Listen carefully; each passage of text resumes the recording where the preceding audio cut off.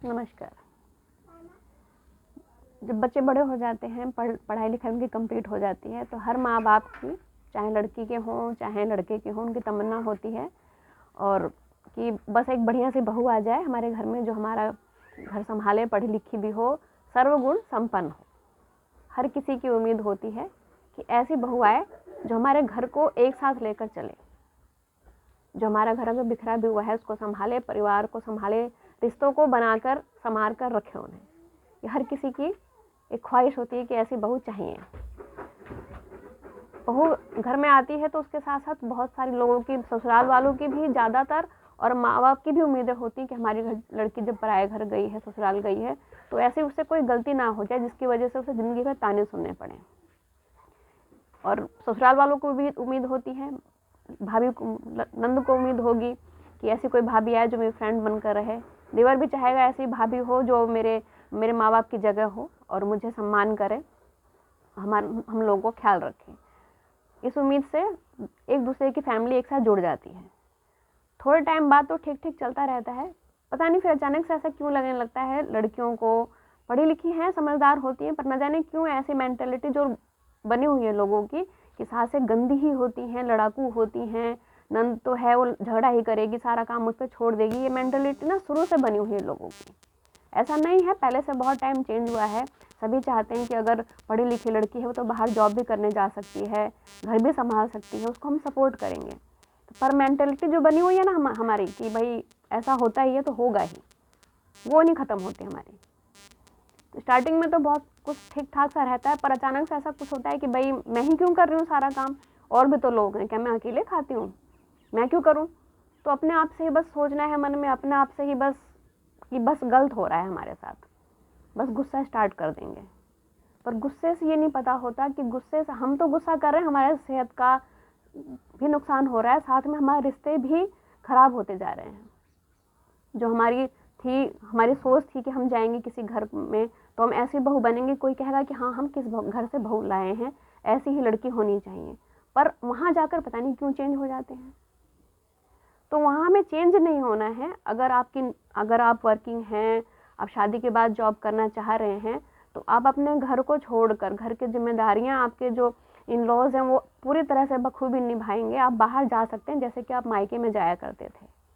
बस थोड़ा सा आपको समझने की ज़रूरत है कि मैं इन्हें अपना समझूं, अपनेपन के साथ उस घर में रहें, और आप बाहर जॉब भी करने जा सकती हैं, आपको घर की कोई टेंशन नहीं रहेगी।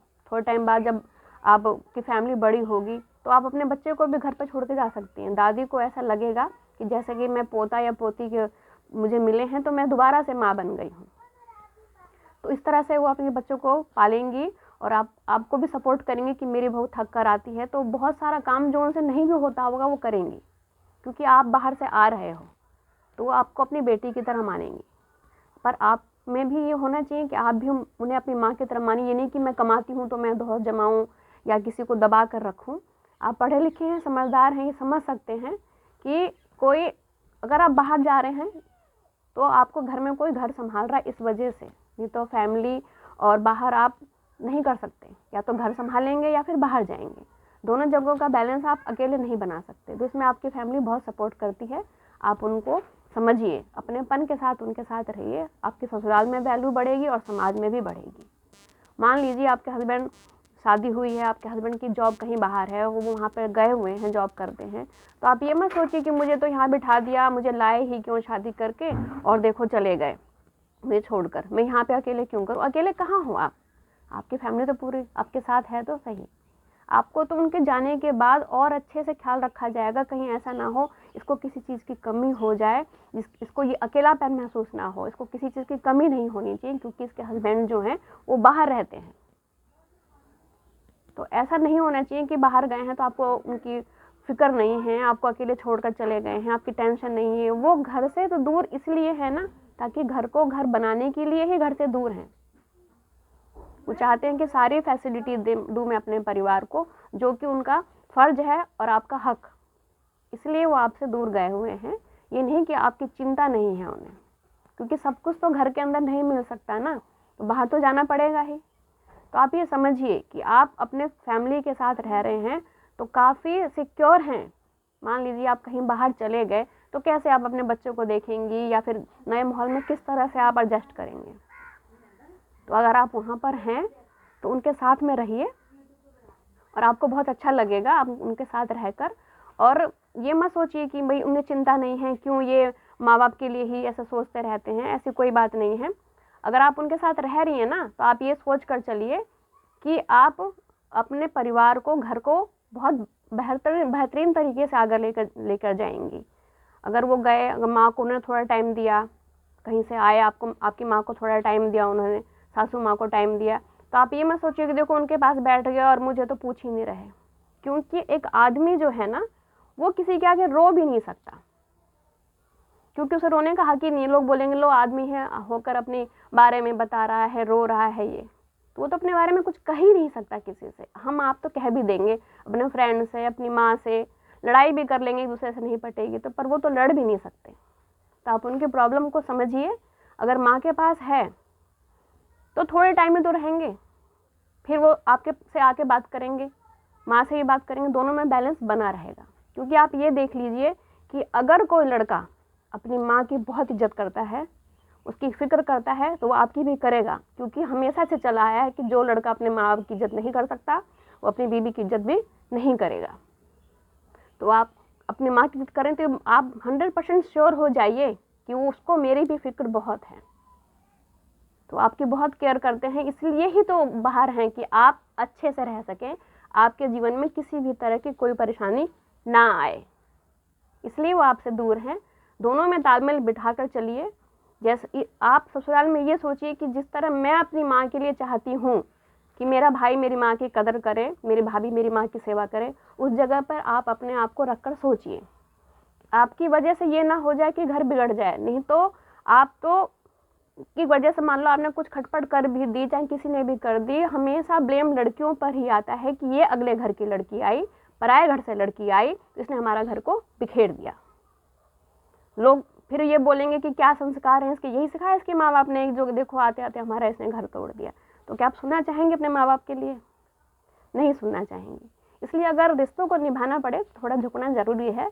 और मैं ये नहीं कह रही आप बस कोई गलत है तो उसके आगे झुकते रहिए, नहीं, गलत है तो रुकना भी जरूरी है। तो आप थोड़ा पढ़े लिखे हैं, समझदार हैं, आप इसको समझिए कि रिश्तों को किस तरह से बेहतर बनाना है हमें, और आप बनाइए। कभी कभी क्या होता है कि बाहर से लोग आ गए गेस्ट, और हमारी सास से नंद से कुछ खटपट हो रखी है, तो क्या करेंगे लड़कियां, क्या करेंगी कि कोई आया तो हम क्यों करें, मेरे रिश्तेदार थोड़ी ना है, जिसके हैं वो अपने आप ही संभाल लेगा, मैं क्यों जाऊँ, मेरी तो इनसे लड़ाई हो रखी है। गए अपने कमरे में, झट से गेट बंद करा, निकलेंगे नहीं जब तक वो चले ना जाए। इससे आप ये नहीं दिखा रहे कि आप उनसे गुस्सा, अरे बाहर वाले आने वाले को क्या पता कि आपके बीच में क्या बातें हो रखी हैं, वो तो वो देख रहा है जो आप दिखा रहे हैं उसको उस टाइम पर।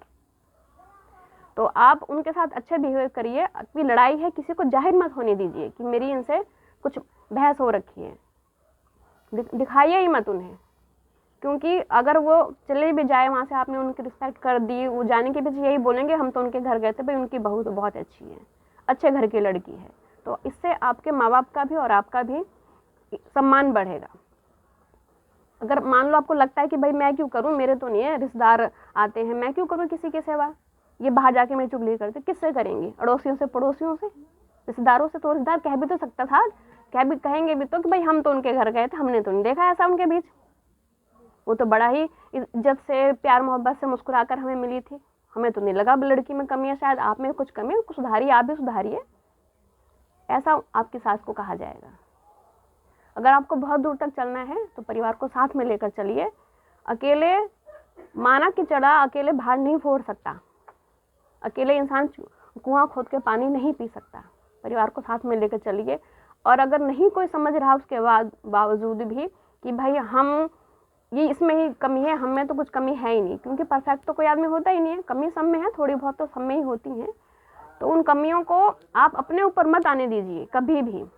कोई ये ना कहे कि इसने शुरुआत पहले करी थी, कोई ये भी कहेगा कि देखो वो ऐसी थी, थोड़ा आपको ही चेंज होने की ज़रूरत थी। क्योंकि अकेले इंसान ताली नहीं बजा सकता, परिवार हो या ताली, दोनों को एक साथ मिलकर चलना ही पड़ता है। तो बस अपने ऊपर ब्लेम मत आने दीजिए कि मैं गलत थी, सभी आपको सपोर्ट करेंगे। एक फैमिली जो है वो आपको सपोर्ट करेगी, आपके हस्बैंड भी सपोर्ट करेंगे, क्योंकि आपने कोशिश करी परिवार को बेहतर ढंग से चलाने की। एक हस्बैंड को आप समझिए कि वो कितने परेशान हैं बाहर रह के, आप लोगों से दूर रह के, अपनी फैमिली से रहकर। वो इंसान तो किसी से कुछ कह ही नहीं पा रहा, वो तो दोनों, आप सास से कहे तो माँ का बुरा और बीवी से कहे तो बीवी का बुरा, वो इंसान तो खुद ही चक्की में पिसा हुआ है। वो अपनी परेशानियां किससे कहने जाए? वो भी तो परेशान है इंसान कि किस तरह से मैं फैमिली चलाऊं, ऐसी कुछ बात ना हो जाए जिससे समाज मुझे ये कहे कि इसके चक्कर में उसको छोड़ दिया, उसके चक्कर में उसको छोड़ दिया। उस इंसान की परेशानियों को समझिए जिसके साथ आप लाइफ पार्टनर हैं, वो आपके, आप उनकी प्रॉब्लम समझिए, आप उनके साथ रहिए, क्योंकि दोनों का सहारा ही आपको हर दिक्कतों से, हर परेशानियों से निकलने का मौका बनेगा। और वो मौका आप कभी मत खोइए। आप एक संस्कारी लड़की हैं, पढ़ी लिखी लड़की हैं, आप उसका फ़ायदा उठाइए और परिवार को लेकर साथ में चलिए, क्योंकि जहाँ परिवार है वहाँ आपका मान सम्मान है। आपने परिवार को जोड़ा है, लोग आपको वैल्यू करेंगे, समाज भी वैल्यू करेगा। बिखरने का कारण आप मत बनिए। आप एक बरगद का पेड़ बनिए जो कि अपने जड़ों को मजबूती से पकड़कर अपनी टहनियों के साथ, शाखाओं के साथ खड़ा है। आप मेरी बात को समझेंगे। अगर आपको थोड़ा सा भी मेरी बात से सहमत है तो प्लीज़ मेरे चैनल को लाइक, सब्सक्राइब जरूर करिएगा। और फिर पिंकी की बात। नमस्कार।